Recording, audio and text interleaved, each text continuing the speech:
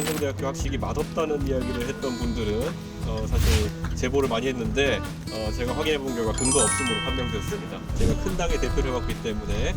하지만 우리가 그 덩어리짐에만 의존해가지고는 어떤 변화도 생기지 않는다는 것을 확인했기 때문에 한덕수 총리님은 저랑도 원래 계엄 이전에도 그렇고 사적으로 연락 주시고 또 밥도 사주시고 하던 관계였기 때문에 오늘 이렇게 한국항공대학교에 와서 대학교 학생들과 함께 학식을 먹으면서 정치에 대한 여러 가지 이야기를 나눠봤습니다.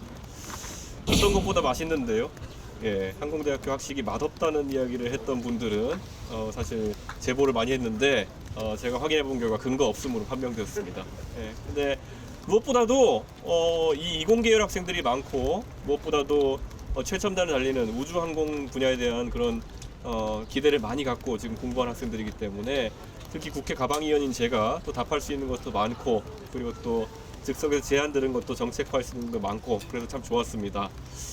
저희가 이번에 조기 대선에서의 선거운동 컨셉을 결국 우리가 가고 싶은 곳이 아니라 우리를 원하는 곳으로 가겠다라는 컨셉으로 진행하기 위해서 이런 학식 먹자라는 사이트를 개설하고 의견을 듣게 되었는데요. 가장 먼저 뜨겁고 열렬하게 환영해 주신 그 한국 항공대 학생들께 정말 감사의 말씀을 드리고 하여튼 제가 대통령 되면 항공대는 확실히 키우겠습니다. 자, 질문.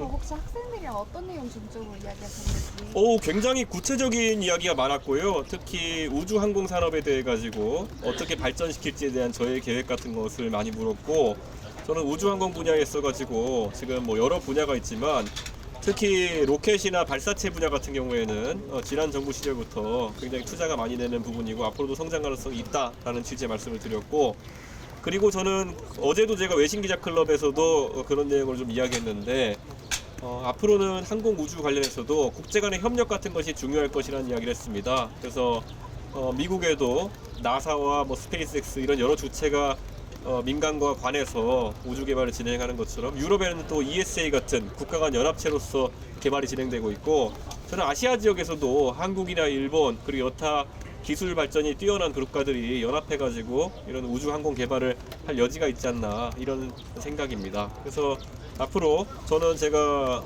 만약 대통령이 되면은 항공 우주 분야 같은 경우에는 대한민국의 또 다른 선두 산업이 될 수 있도록 제가 적극적인 지원을 하겠다는 말씀 드렸습니다. 또 혹시 질문 있으실까요? 정치 관련해서도 질문과 답변이 나온 걸로 들었는데 현실의 질문이 어떤가요? 정치 관련해가지고는 질문이 아주 많지는 않았습니다. 그런데 어쨌든 계엄 이후의 상황에 대해 가지고 학생들이 어떤 인식을 가지고 있는지 제가 물어보기도 했고, 근데 대체적으로 학생들의 분위기라 함은 이 대한민국 혼란이 빨리 종식되었으면 좋겠다라는 생각과 더불어서 정치 교체를 좀 바라는 마음이 많이 느껴졌습니다. 그리고 지금 무엇보다도 정치 상황에 있어서 언론에 많이 나오는 것들, 단일화나 빅텐트 이런 얘기들도 관심 갖고 물어봐 주시는 분들이 있었는데, 사실 그런 부분보다는 저는 미래에 대한 이야기를 많이 하려고 했었습니다. 옆에 테이블 학생들이 얘기하는 거는 저러다가 저 후보가 또 편당으로 가는 거 아니냐, 단일화하는 거 아니냐 이렇게 또 학생들끼리도 얘기를 하던데 거기에 대해서는 답은 어떻게 주시겠어요? 제가 참 대한민국의 정치 문화 속에서 이 덩어리짐이 가지는 힘을 누구보다 잘 알고 있는 사람입니다. 제가 큰 당의 대표를 해봤기 때문에. 하지만 우리가 그 덩어리짐에만 의존해가지고는 어떤 변화도 생기지 않는다는 것을 확인했기 때문에 오늘 제가 여기 이공계열로 특화된 대학에 와 있기 때문에 제가 또 이렇게 말씀드리자면요, 덩어리짐이 클수록 변하지 않으려는 관성도 커진다. 그것을 말씀드리겠습니다. 그래서 저 큰 덩어리는 현재 그 자리에 그대로 서 있고자 하는 관성이 매우 클 것이다. 그래서 매우 경쾌하게 앞으로 달려나갈 수 있는 개혁신당이 대한민국 정치를 좌도 우도 아니고 앞으로 끌고 나갈 수 있는 유일한 세력이다. 이렇게 말씀드리겠습니다. 이어서 한 가지만 질문 드리면, 이제 한덕수 권한대행이 대선 출마를 위해서 이제 사직한다 이런 얘기가 있는데, 그러면 이제 같은 하버드 동문 후배인 이준석 후보에게 가장 먼저 연락할 거다 이런 얘기도 있는데 실제 연락이 오면은 만나거나 하실 의향이 있으십니까?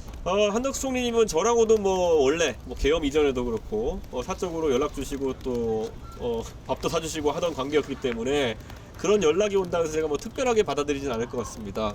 그런데 제가 봤을 땐 정치적인 대화가 진전될 가능성이 낮다, 이런 생각을 합니다. 한덕수 총리님께서 만약에 그런 이야기를 하신다면 제가 오히려 도대체 왜 그런 선택을 하시는지에 대해서 좀 강하게 반문하는 형태로 연락을 드릴 수 있지 않을까 그런 생각합니다. 만남을 피하지 않겠다 정도로 해석할 수 있습니다. 피하는 건 예의가 아니라 생각합니다. 어쨌든 젊은 사람으로서. 예. 소위 말하는 이제 뭐 빅텐트라든지 뭐 그런 단일화라든지 이렇게 후보님의 의사와 상관없는 말들이 많이 나오고 있는데 네. 그쪽 세력, 그러니까 한덕수 후보님을 포함해서 실제로 접촉을 하거나 하는 게 있나요? 지금? 한덕수 총리님의 어떤 직접 연관이 있는 사람들이라고 생각되지 않고요. 워낙 제가 국민의힘 의원들이나 이런 분들은 사적으로 친한 분들이 있기 때문에 넌지시, 그러니까 뭐 한덕수 총리님 측을 대리하거나 아니면 그쪽의 의향을 알아서가 아니라 이런 상황이 벌어지면 어쩔 거냐라는 식의 그런 얘기는 하는데요. 일관되게 제가 저는 빅텐트니 아니면 뭐 스몰 텐트니 황금 텐트라도 참여할 의향이 없다, 그런 이야기를 했습니다. 네, 또 질문 있을까요?